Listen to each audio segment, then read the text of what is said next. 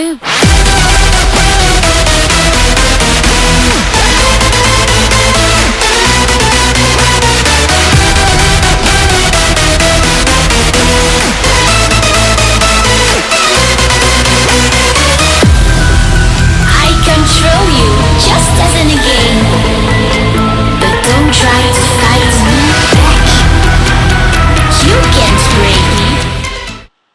Let's get this tutorial started. So first off, what I did off camera was I sketched out where I want the lower half of my face skull to be.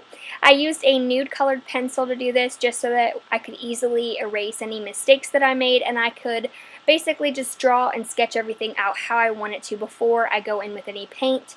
Now I am going with the Mehron Paradise Face Paint in white to basically just fill in the lower part of my skull face. I'm using a flat synthetic brush, foundation brush, to apply it. Now when I did place this down, I noticed that it was pretty streaky. So I did go in next with a Real Techniques sponge just to make sure that it's nice and even and you didn't see any like lines throughout. It was kind of a process getting it nice and opaque because the more I used the sponge, the more it picked up a lot of the white and was patchy, so I literally had to go over it several layers with the brush to pack on the color and then the sponge to blend it out until I got the opacity that I wanted. Now I'm using a powder puff and the NYX HD Studio Finishing Powder, which is a translucent loose powder I just placed all over my white areas of my under skeletal area. And basically everything you do that's cream based or liquid based, you do want to set it with a powder so that it's not moving throughout the night.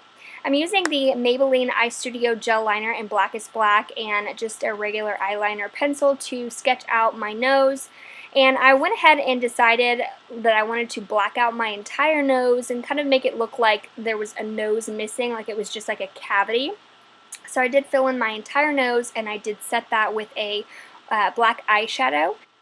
I'm using the NYX liquid liner in white just to add a highlight above the nose, like those two little ridges that I drew on. And then I do go ahead and add another black line on top of that just because I thought it added a nice effect to the nose area.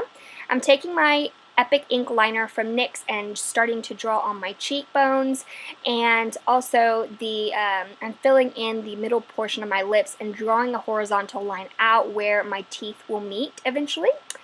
I am starting to draw on my jawline, so I'm starting kind of in the corner like my upper ear, and then dragging it above and below that horizontal line. I did go and make a mistake on this first round where I drew a line, 2 lines above the top jawline, but you can easily fix that. I'm going to go in and fill and shade in everything, so it's not going to be an issue later on, but I did make a mistake there and it can easily be fixed. So I am now dragging that shadow, that filling in that line all the way to the back half of my jawline.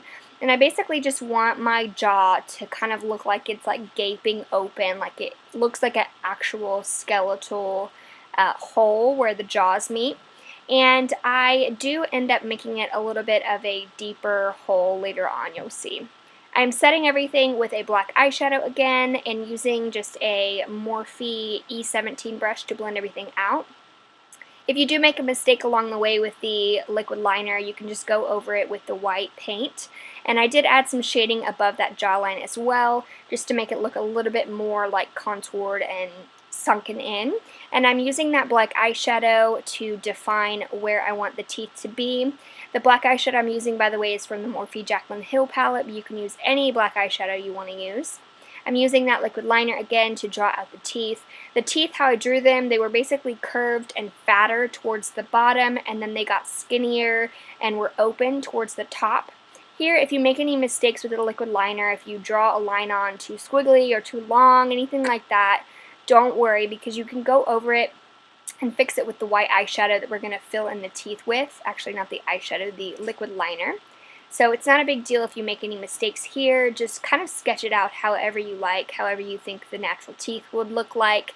And do try to make it like look as natural to your face as possible. So I was kind of just going over like where my actual teeth were placed, if that makes sense.